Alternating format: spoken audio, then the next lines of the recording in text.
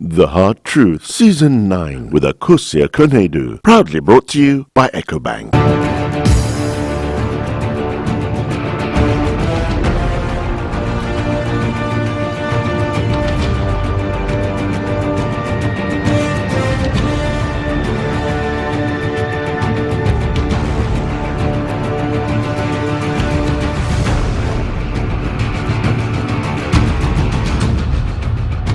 Good evening and welcome to The Hard Truth. Now, tonight we'll discuss the internal party wranglings of the biggest opposition party in Ghana, the NPP. We'll hear what the average Ghanaian thinks about these issues, particularly with the suspension of the party's national chair, Paul Afoko, and its ripple effect on the party's preparation for the 2016 general election. Now, is there really a plan to work against the chances of the party's flag bearer, or this suspension is a shot in the foot of the NPP? We have the spokesperson of Mr. Paul Afoko, who will give us responses to some of these issues surrounding the suspension and the position of Mr. Afoko. Our guest tonight is Nana Yaw Osei, and this is The Hard Truth. My name is Nana Yaw. The Hard Truth, Season 9 with Akosia Konedu, proudly brought to you by EcoBank.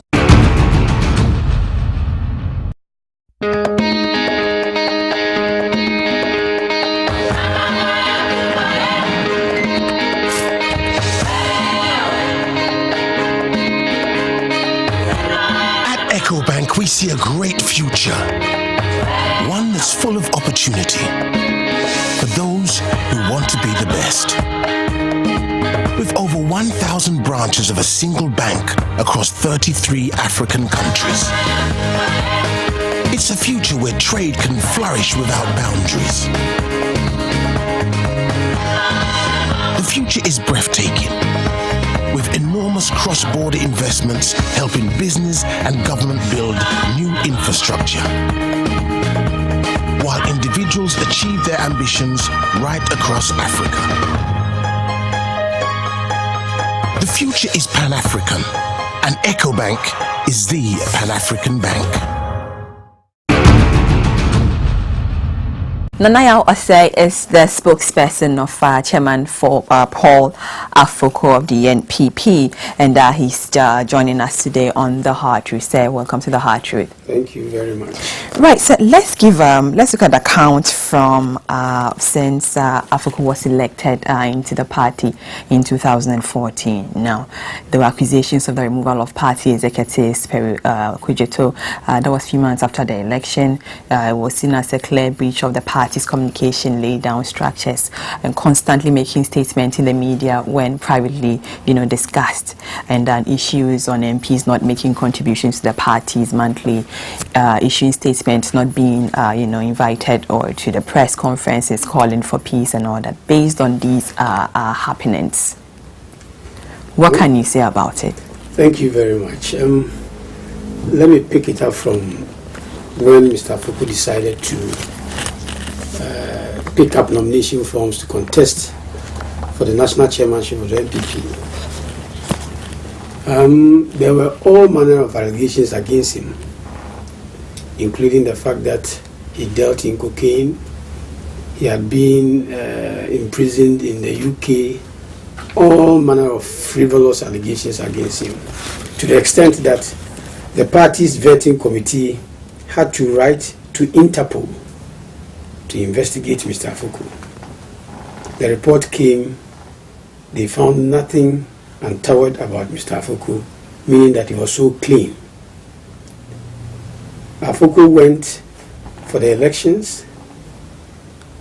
Over 4,500 delegates who converged at Tamale, after assessing him out of the four, concluded that he was the best person at the time to be the national chairman of our party for us to be able to win 2016 general elections. Mr. Afoko was of the opinion that in a contest where as many as 4 contestants were vying for just one slot, there were bound to be supporters of all the candidates having different opinions on issues and even about the candidates themselves. So he was of the opinion that once the delegates decided that it was he, Mr. Afoko, who was the national chairman, there will be no contest again. All of us, just like we've done in the past, we will rally behind the winner, and then 2016 becomes our sole objective. Not knowing that those who did not support him for the chairmanship after his election still did not accept him as the chairman of the party. No, but they voted for him. You just said Yes, 4,000 over people voted for him. So why wouldn't they accept him? We were expecting that if I was against Afoko and he's been elected, I should put everything aside and support him as my national chairman. Right. But what we have seen since Tamale up to date is that those who are speaking, excuse my language, making all the noise, making the allegations, unfounded allegations against Mr. Afoko, are generally those who did not want him to become the national chairman of the party. But he is the national chairman, right? Now you mentioned Perry Okujetu, some disturbances and the holding of press conferences and all that. One, what is it that the national chairman did about Perry Okujetu? He asked him to go on leave and resume later. This is the fact. He never dismissed Perry Okujetu. Is it wrong for one to work for some 4 years and not going on leave? And your boss tells you, you have worked for 4 years. Please, can you take a 2-month leave so that you can go and replenish and come back, or refresh yourself and come back? What is wrong with that? Yeah. And many other issues, not just this alone. What is wrong with a national chairman of a party holding a press conference to discuss issues concerning the party? Not that there are no issues that were not supposed to be made public. Issues that could be discussed anywhere. Whatever he brought out at that press conference had nothing to do with something that should have been kept within the party that he brought up. All the allegations that have been leveled against Mr. Afoko so far, I'm telling you, none can be proven, because we all have brothers and sisters, we have relatives, we have friends. Since when did, if even it is proven that your brother is involved in one criminality or the other, you become responsible for his actions? I'm not going to justify that because that issue is in court, but I'm asking you, are these valid reasons enough, or based on that, for indefinite suspension of him? I keep saying that they are frivolous and baseless allegations against him. One of the reasons is that he doesn't call meetings, and they say he doesn't call NEC meetings.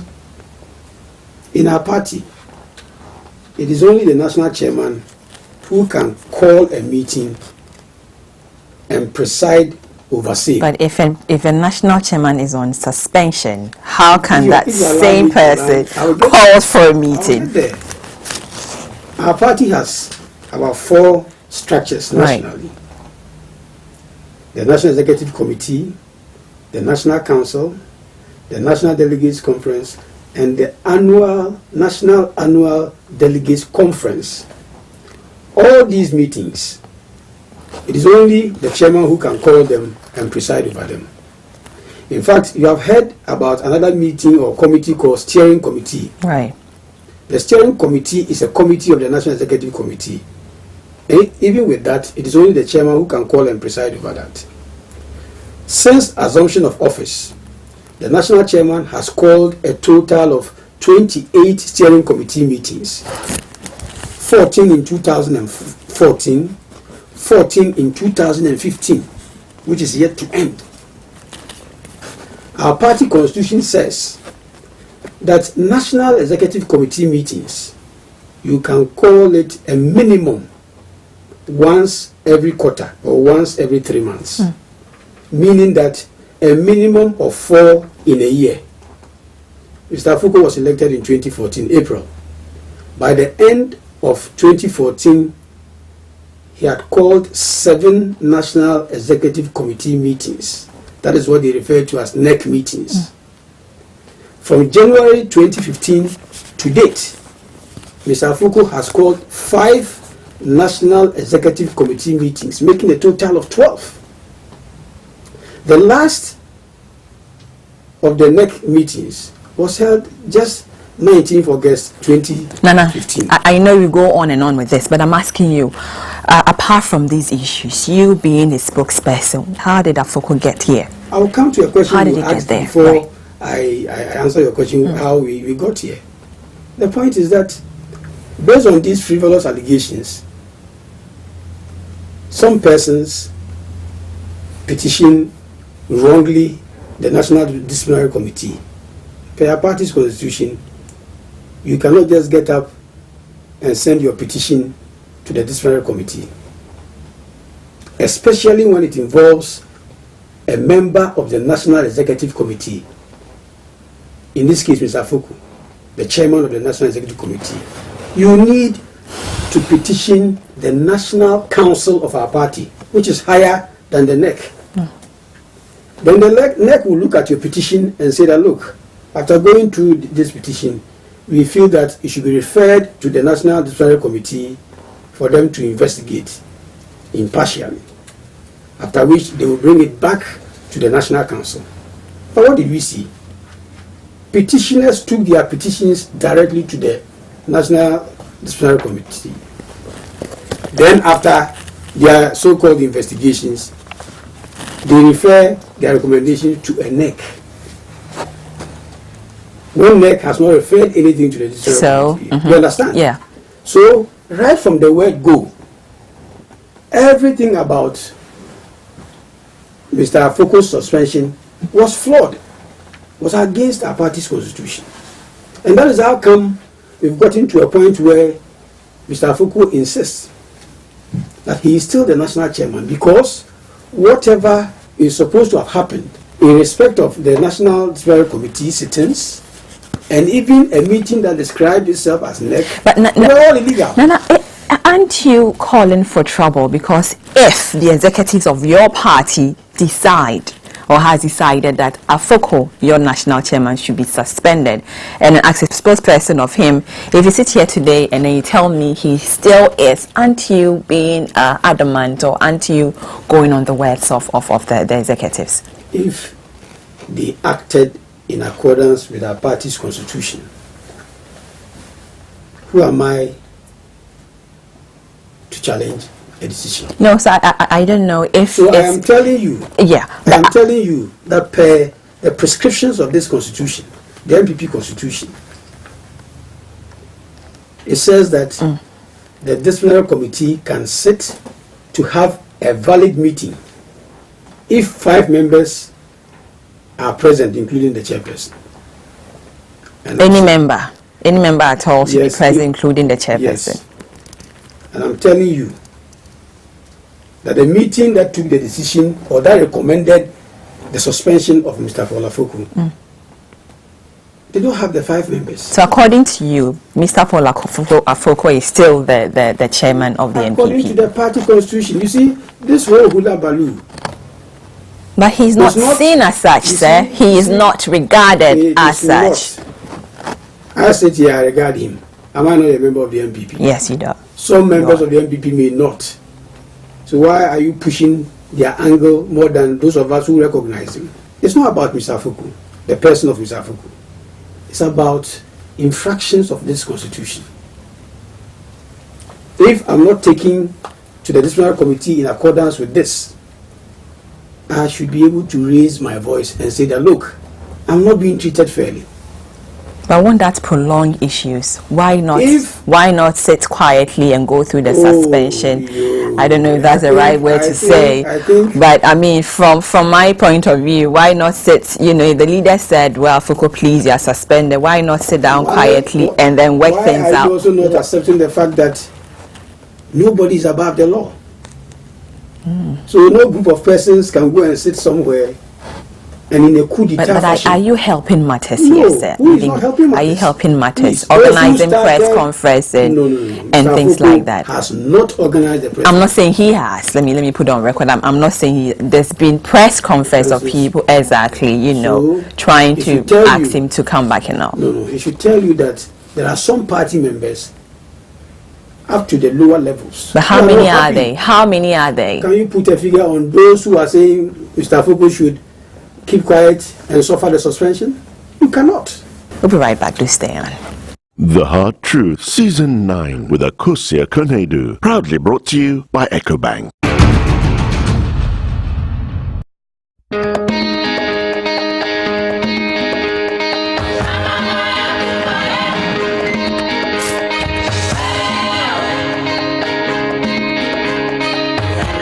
At EcoBank, we see a great future. One that's full of opportunity for those who want to be the best. With over 1,000 branches of a single bank across 33 African countries. It's a future where trade can flourish without boundaries. The future is breathtaking, with enormous cross-border investments helping business and government build new infrastructure, while individuals achieve their ambitions right across Africa. The future is Pan-African, and EcoBank is the Pan-African bank. Chairman Afoko's spokesperson, it's my guest, and the show is proudly brought to you by EcoBank, the Pan-African Bank. Nana Yaw, now you described the meeting by the National Executive Council, called by the chairman or the acting chairman as illegality, since in your estimation he's holding himself out, legal as a party chairman. Now, however, the party stance is that Mr. Afoko has been suspended, and Freddie Blay is now the acting chair. So now, what authority was that statement made on? That is being pushed out there. Tell me, what is it then? Of Mr. Paul Afoko. And from the side of Mr. Paul Afoko, what we are seeing is that he is still the national chairman. So it means that, what does the law say before somebody can be suspended? What does it say? We should not run, we can't... Tell me, what does the law say? What does it say? Telling you. Now you see, the composition of the disciplinary committee, me, I'm a member. But because of my close association with Mr. Afoko, I recused myself. Okay? Now, I told you earlier that the committee requires a minimum of 5 persons to hold a valid meeting, according to this constitution. They met 2-3 occasions preceding the alleged suspension of Mr. Paul Afoko. They brought in somebody who has never been a member of the disciplinary committee so that they can get the 5. Why were they in a hurry? And that person happens to be the MP for Tapan Swahili, Gifty Eugenia Kusi. Before one can become a member of the National Disciplinary Committee, there are processes you go through. You understand? Yeah. Now, on the committee, some constituencies within the party bring nominations. National Executive will pick somebody, Council of Elders will pick somebody, Constitutional Committee will pick somebody, Regional Chairman will pick somebody, then the National Chairman will pick 3 persons. Now, when you are picked, you are taken to the National Council of the party for that body to accept you. Then later, after the acceptance, you are written to by the General Secretary as having been appointed as a member of the National Disciplinary Committee. Then finally, you are sworn in by the National Chairman before you can sit. This woman I just mentioned to you, her name did not go to the National Council. She did not receive any appointment letter from... So how did she get there? Your guess is as good as mine. she has not been sworn in, granted that even if she was taken to National Council and all that. And what we hear is that the first vice chairperson, Freddie Blay, swore her in on the 7th of October 2015, when the so-called suspension of the national chairman had not even taken place. Look at this gross injustice. Swore in as what? As a member. That's what we are now being told. Then you hear this allegation that the committee invited Mr. Afoko and he didn't go. You can either go before the committee alone, or you go with your lawyers, or your lawyers can go to represent you. So if at all the sittings Mr. Afoko's lawyers were present, why is the allegation doing the rounds that they called him and he didn't come? But as I've indicated to you, he asked his lawyers to represent him. Okay. The lawyers went there, and any lawyer listening to me knows that because the way and manner the committee received the petition, there was what we call a preliminary legal objection raised. And in law, if such a thing is raised, what it is trying to say is that you don't have the jurisdiction to even hear the matter. So before you can go on, you must give a ruling or a reason why you think you have jurisdiction to hear the matter before you can proceed. If you don't give a ruling or a decision on that, in law, whatever you do beyond that is a nullity. There are legal authorities from the Supreme Court, a lot of them. So what was the right? I mean, now his lawyers represented him. Yes. And then you said it's a legality. But looking at the right procedure, that should have been. So what were the executive members expecting from Afoko then? No, because they were expecting him, the committee was expecting him to be there physically, to be able to answer to some of the questions. Yeah, but the lawyers represented him. At least to be able to determine that preliminary legal objection I mentioned to you about. Mr. Afoko was waiting that after the determination of that, then he will now. So what was the final verdict there? They never, as we speak, there was no final verdict. There was no ruling on that objection. There was no ruling, and that is why I'm telling you that a lot of injustices have been meted out against Mr. Afoko. But have you asked why? Why is that? Well, I just told you that some people have refused to accept the fact that Paul Afoko is the national chairman. Now, let's look at the dismissal of, the suit in court leading to the suspension of Mr. Afoko. One opponent could argue that the party's disciplinary committee did not have powers to hear the petition for the suspension, and the core view is that the internal party structure must be exhausted, before the action is taken.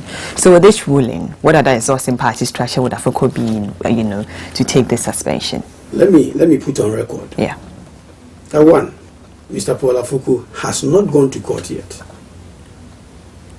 He may go to court, but as we speak, Mr. Afoko himself has not gone to court. Some party members who feel that our party's constitution is being breached wantonly think that as bona fide party members, they must protect this constitution. Remember, I told you, it's not about Afoko. It could be me. It could be any party member anywhere who can be treated fairly, sidestepping this constitution. So some party persons have gone to court. I do not have the competence to speak for them. I do not. And I cannot sit here and pretend to know the nitty-gritties of their suit in court. I do not want to go there. When Mr. Afoko goes to court, I hope he doesn't get there and any court issues come up. I will now have the competence to be able to discuss same. But having stated this, you see, if a court says that go and exhaust your internal grievance procedure, Nana, What is the question? has there been a time, I mean, apart from what we talked about before, apart from, calling him to come and then his lawyers represent him, Yes. when the issues raised, when there was a lot of agitations and all, and the brouhaha in the party, has there been like a very friendly meeting between Afoko and maybe the leaders of the party to just solve this issue? Has there been anything like that? There has been nothing like that, my sister. But is Paul expecting something like that? He's a human being. Let me put on record. He's not happy with all that is happening. Not that it involves him, but that its effects on the party's chances in 2016. You see, no group of persons can sit anywhere, including their friends in the media, that they will push just one side and create the impression that all the allegations, frivolous as they are, leveled against Mr. Afoko, would tend to become truth. Do you know that as we sit here, he's not had the chance to even respond to the allegations themselves? Why is that?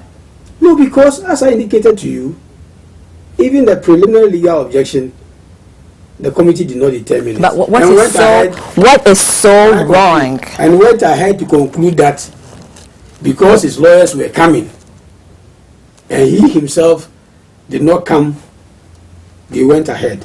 But Nana, for peace sake, why can't Afoko himself go to the people and Please. say, okay, I've come, let's discuss this? You see, it looks Is he like acting so bossy No. Yeah. If you know Mr. Afoko and what he's been able to do with his life, you see that he's so humble a person. Very, very humble.